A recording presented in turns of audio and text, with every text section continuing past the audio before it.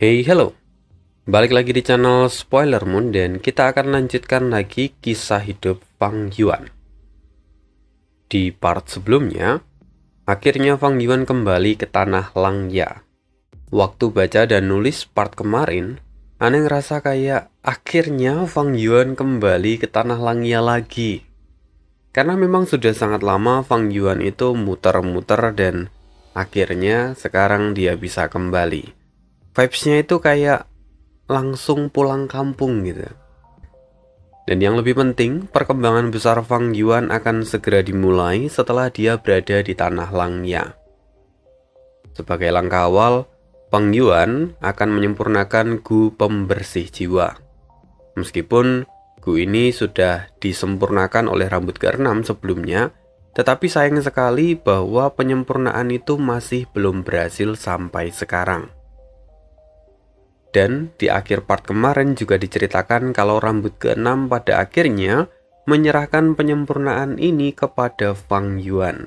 Karena metode isolasi manusia itu jauh lebih mudah dilakukan oleh Fang Yuan sebagai manusia daripada rambut ke-6 sebagai seorang manusia berbulu. Nah, kita akan sambung lagi kisah hidup Fang Yuan di part 284. Setelah Fang Yuan mendapatkan buff besar-besaran dari autor, maka di saat yang sama tidak adil kalau pihak lain juga tidak diberi buff. Semuanya harus balancing, supaya nanti kisah ini menjadi semakin seru. Kurang lebih, itulah pemikiran dari autor yang bisa aneh terka. Nah, saat ini, di Sekte Afinitas Roh, Zhao Lianyun, dia mendapatkan bimbingan dari Su Hao dan juga Li Junying untuk menerobos halangan ke ranah immortal. Karena sebelumnya memang Zhao Lianyun itu hanya menggunakan apertur hantu, jadi perkembangan Zhao Lianyun menjadi sangat terbatas. Tapi sekarang, Zhao Lianyun menghadapi pembentukan apertur abadi miliknya. Pada dasarnya, Zhao Lianyun memang seseorang yang berbakat, sehingga penyerapan ki surga dan bumi pun menjadi berlipat ganda, serta membuat area di sekitarnya sampai bergetar. Sampai pada akhirnya, Zhao Lianyun benar-benar berhasil menyingkirkan apertur hantu dan mendapatkan apertur abadi miliknya sendiri. Zhao Lianyun kini telah melangkah ke ranah immortal yang sejati. Ya, kurang lebih mirip-mirip lah dengan Baining. Kedua immortal dari Sekte Afinitas Roh kini tampak sangat bahagia ketika melihat Zhao Lianyun berhasil melangkah ke ranah immortal. Mereka pun tak segan untuk memujinya. Di saat yang sama di sisi lain, Feng juga tampak bengong. Tatapannya tampak kosong dan dipenuhi dengan rasa khawatir. Dia dibesarkan di bawah perlindungan kedua orang tuanya yang adalah seorang immortal sejak ia masih kecil. Jadi Feng juga bahkan tidak pernah merasakan kesedihan di dalam hidupnya. Tapi sekarang, kesedihan itu kian bertumpuk di dalam hatinya. Terutama, kesedihan itu semakin besar saat Zhao Lianyun merebut apa yang seharusnya menjadi miliknya. Peri generasi ini dari Sekte Afinitas Roh, kesempatan itu telah diambil oleh Zhao Lianyun. Bahkan, belum lama ini, Feng Jinhuang mendengar bahwa Zhao Lianyun kini telah merangkah ke ranah immortal. Jadi, reputasi Zhao Lianyun sebagai peri generasi ini adalah sesuatu yang bahkan tidak bisa Feng Jinhuang kejar lagi. Ditambah ayahnya juga sekarang ada di dalam situasi yang rumit karena ulah Fang Yuan. Feng Jinhuang menghela nafas panjang. Zhao Lianyun, Fang Yuan, keduanya adalah iblis dunia lain. Mengapa aku selalu kalah dengan mereka? Wajah Feng Jinhuang kini tampak masam. Feng Jinhuang pun ingat Kekalahan pertamanya saat melihat Fang Yuan berdiri di atas kepalanya. Itu adalah momen yang paling menyakitkan di dalam hidupnya. Feng Jinhuang menggelengkan kepala. Dia mencoba menekan seluruh kenangan buruk itu dan berkata, "Apa gunanya memikirkan semua ini? Ayolah Feng Jinhuang, kamu harus bekerja lebih keras. Kamu harus bisa menjadi seorang immortal dan membantu ayah dan ibumu," kata Feng Jinhuang yang mencoba menasehati dirinya sendiri. Kini Feng Jinhuang mulai menilai apa yang saat ini ia miliki. Feng Jinhuang telah menjelajahi alam mimpi dan membuat pencapaian dari jalur penyempurnaannya telah berada di tingkat Grandmaster hebat. Dengan pencapaian ini, dia bahkan mampu melakukan banyak pemurnian dengan mudah. Bahkan, hanya dengan menggerakkan jarinya, dia mampu menggabungkan material dan memadatkan sebuah gu, sehingga kemudian gu itu mulai naik tingkat dari peringkat 1 sampai 5. Sesuatu yang bahkan belum bisa Fang Yuan lakukan saat ini. Dan di tengah permenungannya itu, seorang laki-laki berbadan besar tiba-tiba muncul di depannya. "Senior, bagaimana Anda bisa di sini?" kata Feng Jinhuang dengan kaget ketika melihat laki-laki itu. Namun, laki-laki ini tidak berniat menjawab pertanyaan Feng Jinhuang.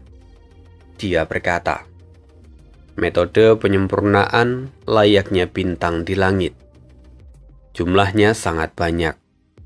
Jika kamu memilih metode pemurnian es, itu tidak cocok denganmu. Jika kau mengikuti saranku, lebih baik kau mengembangkan pemurnian logam dan api. Karena pemurnian es menuntut sifat sabar dan persisten. Kamu tidak memilikinya." Setelah itu, laki-laki yang ada di depan Feng Jinhuang tiba-tiba meraih gu yang sedang disempurnakan oleh Feng Jinhuang. Karena meski gu itu sudah ada di peringkat 5, ternyata gu itu mulai tidak stabil karena kesalahan Feng Jinhuang menggunakan metode pemurnian. Pada akhirnya, gu itu rentan untuk meledak. Kalau sampai gu itu meledak, justru Feng Jinhuang lah yang akan menerima rebound yang sangat besar. Laki-laki berbadan besar itu lalu kemudian meremas gu yang tidak stabil itu dan menghancurkannya. Bahkan ledakannya pun diredam. Melihat ini, ada keterkejutan di mata Feng Jinhuang. Karena pada dasarnya menghancurkan gu peringkat 5 yang tidak stabil itu tidak akan bisa dilakukan oleh banyak orang. Dari sini Feng Jinhuang juga tahu bahwa orang yang bisa menghancurkan gu itu pasti berada di ranah immortal. Feng Jinhuang segera bertanya, "Senior, apakah Anda seorang immortal? Apakah Anda mengenal kedua orang tua saya sampai Anda datang ke tempat ini?" Jujur saja, Feng Jinhuang tampak kagum dengan kemampuan dari laki-laki ini. Lalu laki-laki itu menjawab, "Aku memang kenal dengan orang tuamu, tapi aku datang bukan karena orang tuamu. Tetapi aku datang hari ini adalah untuk menjemputmu." "Saya?" Feng Jinhuang terkejut. Laki-laki itu kemudian dengan suara berat berkata, "Aku adalah immortal dari pengadilan surgawi. Namaku Duklong. Aku datang hari ini untuk membawamu sebagai muridku. Kau, Feng Jinhuang, orang yang akan melangkah ke tahta agung peringkat 9 yang terhormat." "Apa?" Feng Jinhuang terkejut dan terlihat linglung. Duklong tersenyum ramah pada Feng Jinhuang. Sementara Feng Jinhuang berpikir kalau Duklong itu mencoba membodohi dia. Feng Jinhuang kemudian berkata dengan sopan, "Paman, tahukah kamu bahwa sejak zaman kuno, hanya ada 10 orang yang berhasil menduduki tahta agung peringkat 9 yang terhormat. Saya memang pernah mendengar tentang ramalan yang mengatakan akan datangnya era besar. Dan saat itu seseorang akan lahir sebagai yang mulia terhormat. Tetapi bagaimana bisa orang itu adalah saya?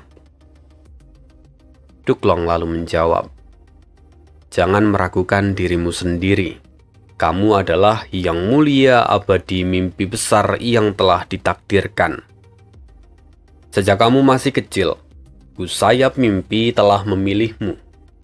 Dan seharusnya hidupmu berjalan mulus serta mendapatkan prestasi yang memukau. Sayang, beberapa kendala muncul dan menghambat perkembanganmu. Para setan dunia lain yang tidak terikat dengan takdirmu telah mencuri pertemuanmu dengan apa yang seharusnya menjadi milikmu. Gunung Danghun dan juga peri generasi saat ini dari Sekte Afinitas Roh. Semua itu adalah apa yang seharusnya bisa kamu capai di kehidupan ini. Tapi sekarang, semuanya sudah tidak penting. Saat ini Gunasip akan segera pulih, dan dalam 10 tahun era besar akan lahir. Kamu akan menjadi yang mulia abadi mimpi besar. Itu adalah takdirmu.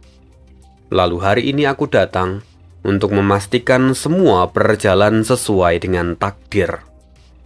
Jadi, aku akan menjadi gurumu." Tatapan Duklong sangat tegas. Itu adalah bukti keyakinan yang mutlak. Feng Jinhuang yang melihatnya pun tampak bingung untuk sejenak. Dia tidak bisa mengatakan apapun, speechless. Sementara itu, di sisi yang lain, Feng Yuan kini tengah sibuk melakukan penyempurnaan. Dia melakukan banyak penyesuaian termasuk juga mempelajari teknik penyempurnaan es. Karena Feng Yuan menilai bahwa dengan kepribadiannya, dia jauh lebih cocok menggunakan metode penyempurnaan es. Memang, Feng Yuan cukup bertolak belakang dengan Feng Jinhuang, di mana Feng Yuan itu punya tingkat kesabaran yang jauh lebih tinggi daripada Feng Jinhuang. Bahkan, rambut keenam pun memuji keputusan Feng Yuan, karena dia bisa melihat kecocokan Feng Yuan menggunakan metode penyempurnaan es. Sayangnya, meskipun Feng Yuan punya tingkat kecocokan yang tinggi dengan metode penyempurnaan es, tapi tidak ada yang instan di dalam kisah hidup Feng Yuan. Feng Yuan masih harus belajar dari awal. Oleh karena itu, kegagalan bukanlah sesuatu yang aneh bagi Feng Yuan. Saat ini, Feng Yuan sudah mencoba memurnikan gu pembersih jiwa menggunakan metode pemurnian es. Namun pada akhirnya, dia berakhir dengan kegagalan. Manusia kembali seperti sebelumnya. Feng Yuan menggunakan gu itu untuk memulihkan kondisinya setelah mengalami rebound oleh karena kegagalan penyempurnaan. Feng Yuan tampak menghela nafas sejenak, dan dia sedikit meratapi kegagalannya kali ini. Walaupun di sisi lain dia bersyukur karena dia memiliki manusia kembali seperti sebelumnya. Kalau tidak, pasti Feng Yuan sudah terkapar dan sulit untuk melanjutkan penyempurnaan ini. Memikirkan manusia kembali seperti sebelumnya, tiba-tiba Feng Yuan terpikirkan sebuah ide. Tunggu sebentar. Kalau ada manusia seperti sebelumnya, lantas kenapa tidak ada gu seperti sebelumnya? Jika Feng Yuan punya gu seperti sebelumnya, maka itu akan sangat membantu prosesnya dalam menyempurnakan gu. Contoh, ketika sekarang gu setengah matang yang sudah diproses sebelumnya itu hancur. Kalau Feng Yuan punya gu seperti sebelumnya, maka seharusnya gu itu dapat dipulihkan. Memikirkan ini, mata Feng Yuan bersinar. Dia segera memasuki ingatan dan mencari peninggalan Sekte Bayangan. Bagaimanapun, peninggalan Sekte Bayangan telah terakumulasi lebih dari 300.000 tahun. Dan jumlah warisan yang Fang Yuan terima dari kehendak jiwa spektral juga sangat banyak. Dia mulai menelisik satu persatu resep Gu yang ada di dalam ingatannya. Gerakan pembunuh dan juga ingatan jiwa spektral ikut dicari. Sayangnya, setelah bergelut dengan semua itu, Fang Yuan menemukan satu kenyataan pahit. Di dalam sejarah, ada banyak immortal yang telah punya gagasan seperti Fang Yuan. Tapi pada akhirnya, mereka semua terbentur fakta bahwa membuat Gu kembali semula dan manusia kembali semula itu adalah dua hal yang sangat berbeda. Pada dasarnya, manusia itu murni dan tidak mengandung tanda Dao. Meskipun setelah berkultivasi tubuh mereka akan mulai memiliki tanda Dao. Tetapi kembali lagi, pada dasarnya manusia lahir murni tanpa tanda Dao.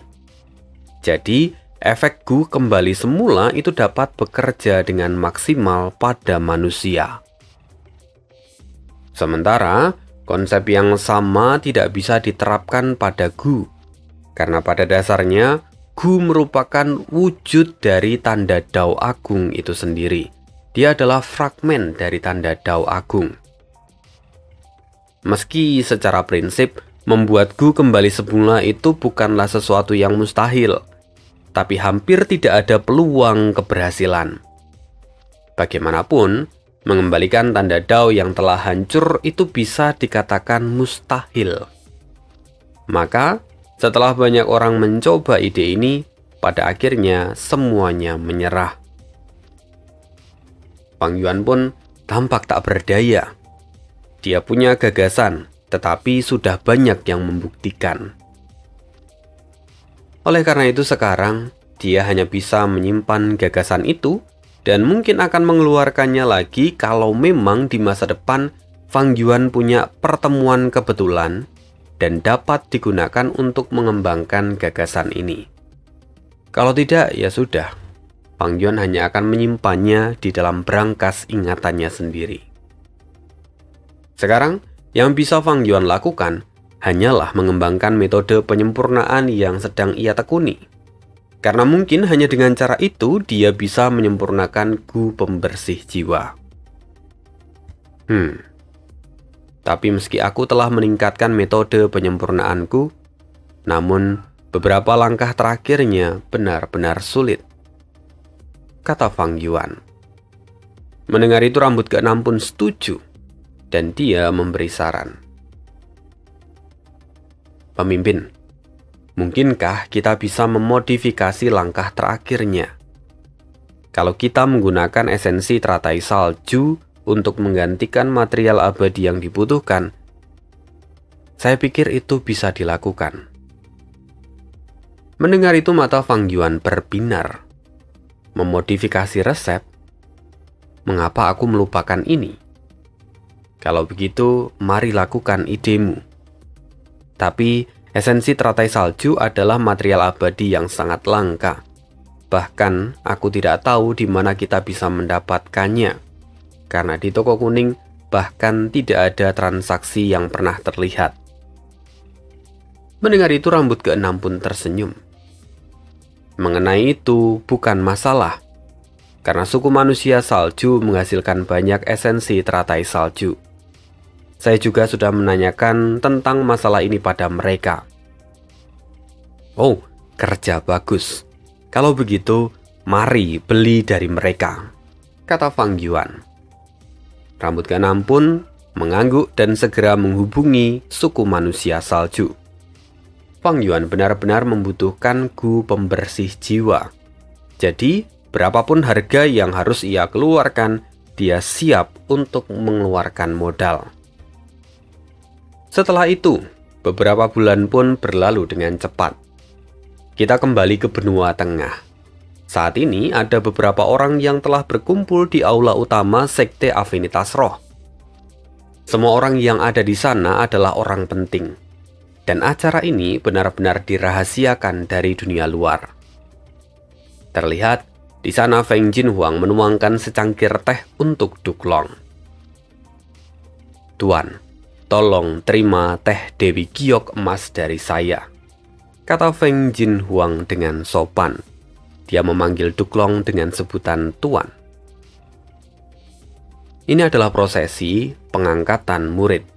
Dan karena sang guru adalah Duklong, Sekte Afinitas Roh merasa sangat terhormat.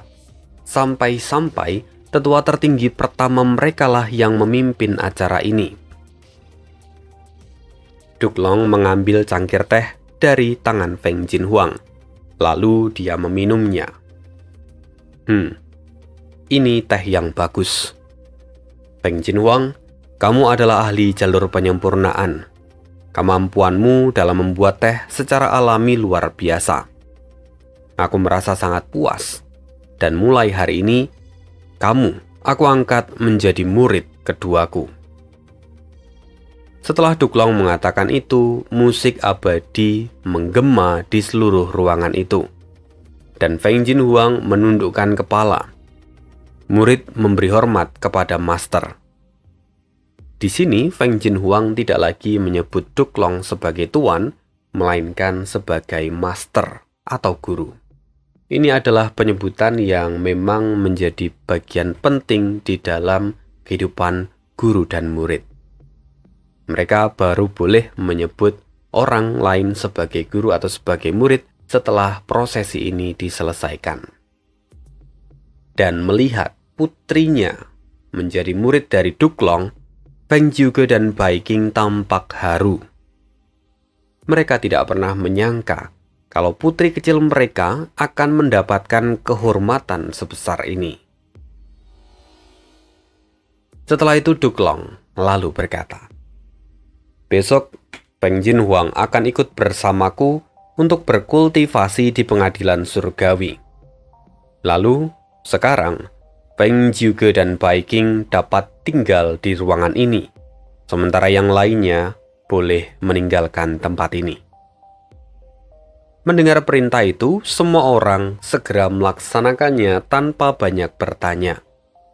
Ruangan itu kosong, hanya tinggal Feng Jiuge, Bai Qing, Feng Jinhuang, dan juga Duklong. Feng Jiuge dan Bai Qing segera menundukkan kepala dan memberi hormat. Feng Jiuge, Bai Qing memberi hormat pada Duklong. Kata mereka. Duklong terdiam sesaat dan berkata, "Feng Jiuge, kau gagal membunuh Fang Yuan lagi." Feng Jiuge menundukkan kepala. "Mohon maaf, Tuan. Saya merasa sangat malu." Jadi beberapa bulan yang lalu, Pei Ziwei menyadari ada yang salah dengan Fang Yuan. Ditambah ketika itu, prosesi pengangkatan Feng Jinhuang sebagai murid Duklong akan segera dimulai. Akhirnya, keadaan ini memaksa Pei Ziwei untuk membuat keputusan. Pei Ziwei meminta Feng Jiuge untuk kembali ke benua tengah dan menghadiri acara hari ini. Sementara dua immortal yang lain tetap berada di gurun barat. Mereka diminta untuk memasang formasi super di sana. Nah, ini adalah alasan kenapa Feng Jiuge hari ini bisa ada di benua tengah dan menghadiri acara pengangkatan putrinya sebagai murid dari Duklong. Duklong lalu berkata lagi, "Fang Yuan adalah iblis dunia lain, dan satu-satunya iblis dunia lain yang lengkap. Dia mungkin akan menjadi musuh terburuk bagi pengadilan surgawi. Jadi, kamu harus menyingkirkan dia, bahkan kalau kamu harus mempertaruhkan nyawamu. Feng Jiuge, seharusnya kamu tahu bahwa aku hanya mengambil 2 murid di sepanjang hidupku. Kamu tentunya tahu tentang pentingnya masalah ini. Feng Jinhuang adalah calon yang mulia abadi mimpi besar. Karena itu, kamu sebagai ayah akan memegang tanggung jawab yang lebih besar. Mulai hari ini, Feng Jiuge, dengan kuasa pengadilan surgawi, Aku mengangkatmu menjadi Dao Guardian Feng Jinhuang. Mendengar itu, Feng juga terkejut. Saya menjadi pengawal Huang Er? Duklong berkata, ya, ini adalah rahasia surga. Seharusnya ini tidak diungkapkan. Namun hal ini sudah dipelajari oleh Sekte Bayangan. Jadi aku akan mengatakannya. Era besar akan segera datang, dan yang mulia abadi mimpi besar akan lahir. Langit dan bumi akan mengalami transformasi yang belum pernah terjadi sebelumnya. Keselamatan yang mulia abadi mimpi besar akan sangat bergantung padamu. Pada akhirnya, Fang Yuan akan menjadi rintangan yang menghalangi jalan putrimu. Dia adalah musuh yang harus kau lenyapkan. Dia adalah musuh yang tidak dapat kita hindari. Entah kalian yang menemukan dia, atau dia yang akan menemui kalian. Kalian berdua akan memikul tugas yang berat. Dan ini sudah ditentukan oleh nasib kalian. Kalian akan menuntun semua makhluk hidup ke era yang baru. Jadi, ini adalah tugas yang berat. Duklong berhenti sejenak, seolah memberi waktu pada semua orang untuk mencerna perkataannya. Setelah itu Duklong kembali menatap ke arah Feng Jinhuang. Huang Er muridku, kamu akan mengikutiku dan menerima bimbinganku selama beberapa tahun ke depan. Kamu akan berpisah dengan kedua orang tuamu. Jadi, sekarang kamu bisa menghabiskan waktumu bersama mereka. Lalu besok saat fajar tiba, kita akan pergi ke pengadilan surgawi. Setelah mengatakan itu, perlahan sosok Duklong menjadi kabur dan menghilang dari kursi utama. Kemudian, Pai Qing segera berlari memeluk putrinya. Huang Er, aku tidak menyangka kamulah yang terpilih. Kamu harus berkultivasi dengan keras di pengadilan surgawi. Kamu memikul tugas era baru, dan kesejahteraan semua orang di dunia ini akan bergantung pada keputusanmu di masa depan. Oh ibu, aku pun tidak percaya kalau ini adalah kenyataan. Aku masih merasa semua ini seperti mimpi, kata Feng Jinhuang yang kini memeluk ibunya dengan erat. Pai Qing lalu berkata lagi, sebelumnya ketika aku mendengar bahwa Tuan Duklong ingin menjadikanmu sebagai murid, aku bisa memprediksi beberapa hal tentang masa depanmu. Tapi, aku masih dibuat terkejut karena ayahmu juga akan menjadi Dao Guardianmu. Keluarga kita benar-benar dipenuhi dengan anugerah surga. Kini, Pai Qing dipenuhi dengan emosi. Dia sangat bahagia karena keluarganya mendapatkan peran penting. Tapi di saat yang sama, dia sebenarnya juga enggan untuk berpisah dengan keluarga kecil yang sangat ia sayangi. Feng Jinhuang pun tidak menyangka semua ini akan terjadi. Namun, ada beberapa pertanyaan yang mengganjal di dalam benaknya. Ayah, apa itu Dao Guardian? Lalu Feng juga menepuk kepala putrinya dan berkata, dalam perjalanan kultivasi, para calon pemegang tahta peringkat 9 akan selalu didampingi oleh seorang Dao Guardian. Dao Guardian memainkan peran penting dalam perkembangan seseorang yang akan menyandang gelar yang mulia. Mereka adalah pelindung sekaligus guru. Mendengar itu, Feng Jinhuang mengangguk. Sekarang aku mengerti. Lantas, mengapa Master mengatakan bahwa dia memiliki 2 murid, dan aku adalah murid yang kedua? Artinya, aku punya seorang senior. Siapakah dia? Feng Jinhuang tampak penasaran. Mendengar pertanyaan itu, ekspresi Feng Juga dan Pai Qing seketika berubah. Apa yang ditanyakan oleh Feng Jinhuang itu adalah sebuah tabu. Tidak baik bagi Feng Jinhuang menanyakan masalah ini. Oleh karena itu, Pai Qing lalu menjelaskan dengan perlahan. Huang Er putriku, Kamu harus tahu bahwa ini adalah sesuatu yang tabu. Tidak baik jika kamu membahas masalah ini saat kamu berada di pengadilan surgawi. Kamu harus ingat ini. Jangan pernah bertanya lagi tentang hal ini di masa depan. Kenapa? Feng Jinhuang pun menjadi semakin penasaran. Lalu Feng Jiuge menjelaskan. Itu karena kakak seniormu, alias murid pertama dari Duklong, adalah yang mulia iblis teratai merah. Sosok yang mulia paling misterius di dalam sejarah. Dia adalah pengkhianat yang sesungguhnya. Karena itu, pengadilan surgawi menyimpan dendam padanya. Apa? Yang mulia iblis teratai merah? Astaga, jadi seperti itu. Sekarang aku mengerti, kata Feng Jinhuang dengan raut muka yang kompleks. Sementara itu, kita akan berpindah lagi. Saat ini, Fang Yuan kembali bersama dengan rambut ke-6. Di sana, dia baru saja menerima paketan. Jadi, ini adalah esensi teratai salju. Wujud material yang Fang Yuan pegang itu seperti teratai pada umumnya. Namun permukaannya ditutupi oleh lapisan es yang tebal dengan benang sari berwarna merah cerah di bagian tengah. Saya tidak menyangka bahwa para manusia salju telah mengumpulkan begitu banyak esensi teratai salju, kata rambut ke-6 setelah melihat begitu banyak esensi teratai salju yang dipegang oleh Fang Yuan. Bagaimanapun, esensi teratai salju itu sangat langka.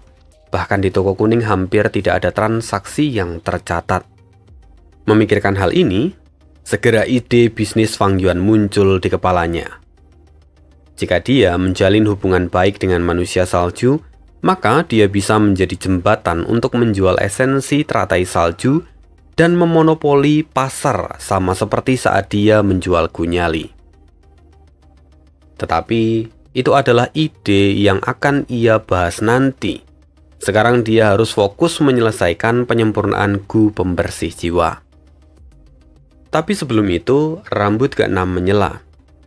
Pemimpin, berapa banyak poin kontribusi yang akan Anda berikan padaku? Kita harus menghindari kecurigaan Langya. Mendengar itu, Fang Yuan pun setuju. Rambut ke-6 telah banyak berjasa bagi Fang Yuan, maka rambut ke-6 harus mendapatkan poin kontribusi. Fang Yuan segera membuat perhitungan dan kemudian memberikan jumlah poin yang tentunya tidak akan membuat Langya curiga.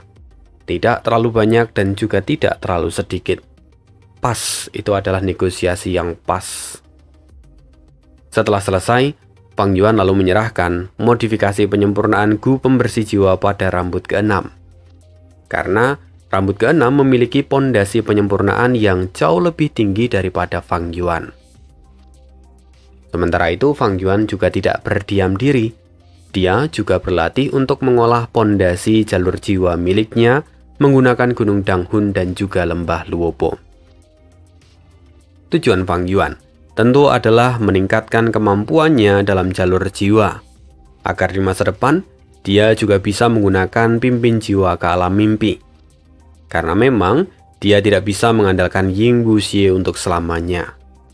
Selain itu, kalau Fang Yuan ingin mengembangkan warisan dari jiwa spektral, dia juga harus meningkatkan pondasi dari jalur jiwa yang ia miliki. Pada akhirnya, beberapa hari pun berlalu. Rambut ke-6 menyelesaikan modifikasinya pada langkah terakhir penyempurnaan gu pembersih jiwa. Setelah itu, Fang Yuan pun mulai melakukan penyempurnaan. Sayangnya, meski sudah melihat perkembangan yang sangat positif, Fang Yuan masih harus menelan pil pahit kali ini. Upaya pertama gagal. Fang Yuan mencoba lagi. Upaya kedua gagal. Ketiga pun gagal. Fang Yuan kembali meminta rambut ke-6 melakukan beberapa penyesuaian lagi. Setelah selesai, Fang Yuan melakukan pemurnian lagi. Dan upaya kelima gagal. Ke-6 gagal. Upaya yang berikutnya pun masih gagal. Fang Yuan dan rambut keenam terus berkolaborasi untuk menyempurnakan resep ini. Sampai pada akhirnya, setelah percobaan ke-30, Fang Yuan pun berhasil menyempurnakan gu pembersih jiwa. Percobaan 30 itu adalah jumlah yang sangat besar. Kalau Fang Yuan tidak punya warisan dari jiwa spektral, dia pasti sudah bangkrut sejak awal. Tapi untungnya, Fang Yuan punya warisan milik jiwa spektral. Dia bisa menggunakan beberapa warisan dan resep gu untuk ditukar dengan Langya. Sehingga dia mampu mengumpulkan bahan dan bertahan, walaupun harus menelan pil pahit sebanyak 29 kali. Kini, akhirnya, gu pembersih jiwa peringkat 6 telah selesai. Fang Yuan pun menghela nafas panjang dan dia merasa lega. Pada bagian ini, jujur Ane ketika nulis berharap Fang Yuan itu bisa langsung menggunakan gu pembersih jiwa untuk menyingkirkan semua jebakan yang ditinggalkan Ying Guxie di dalam tubuh zombie Fang Yuan. Sehingga nantinya Fang Yuan bisa menggunakan gu kebijaksanaan sekali lagi. Tetapi sayang, setelah Fang Yuan test drive menggunakan gu pembersih jiwa, ternyata hasilnya tidak sebagus itu. Setelah Fang Yuan menghitung dengan cermat, metode pembersih jiwa menggunakan gu pembersih jiwa itu akan memakan waktu kurang lebih 3 tahun. Sementara, kalau Fang Yuan menggunakan formasi dari jalur waktu, dia masih harus menunggu selama 1,5 tahun. Itu adalah waktu yang sangat lama. Akhirnya, Fang Yuan tidak bisa langsung menggunakan tubuh zombie abadi miliknya. Fang Yuan berpikir bahwa sepertinya hanya gu pembersih jiwa peringkat 7 atau gu pembersih jiwa peringkat 8 dan 9 yang bisa langsung membersihkan perangkap jiwa yang ditinggalkan di dalam tubuh zombie Fang Yuan. Namun, untuk mendapatkan gu pembersih jiwa peringkat 7, itu artinya Fang Yuan harus menggunakan gu pembersih jiwa peringkat 6 sebagai material dasarnya. Kalau misalnya gagal, maka gu pembersih jiwa akan lenyap.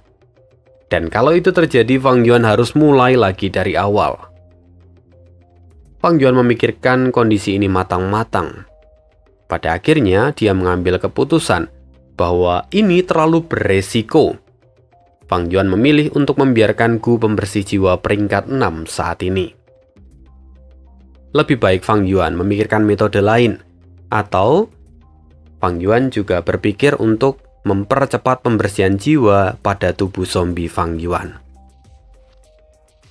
Melihat keresahan Fang Yuan, rambut keenam berkata, "Pemimpin sekte, bagaimana jika membuat gu pembersih jiwa itu sebagai gu vitalku? Jika kita menyempurnakan gu pembersih jiwa peringkat 7 menggunakan gu pembersih jiwa yang telah menjadi gu vital saya, maka itu akan meminimalisir kerugian. Bahkan sekalipun kita gagal, gu pembersih jiwa tidak akan hancur, mungkin hanya rusak. Dengan begitu kita punya kesempatan untuk memperbaikinya lagi sebelum memulai pemurnian berikutnya." Jujur saja ini adalah ide yang bagus dari rambut keenam. Tapi Fang Yuan enggan untuk melakukannya. Kenapa? Ya karena dia tidak bisa percaya 100% pada orang lain. Bagaimanapun rambut keenam dan Ying Guxie adalah jiwa terbelah dari jiwa spektral. Jadi mereka pasti memiliki orientasi untuk menyelamatkan tubuh utama mereka. Hal ini justru berbahaya.